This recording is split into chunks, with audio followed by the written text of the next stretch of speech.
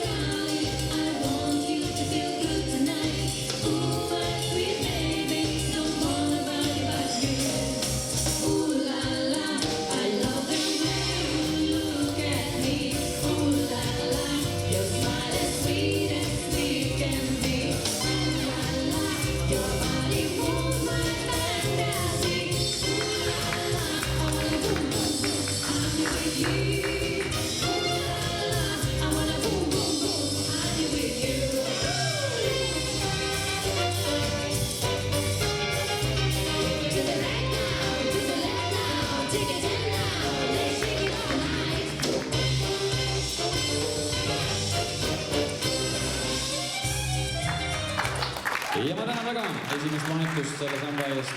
Loodan, et ise jäite rahule, siis jäite kohtunikud kindlasti rahule. Teine vahetus ja paarid 27, 28 ning 35.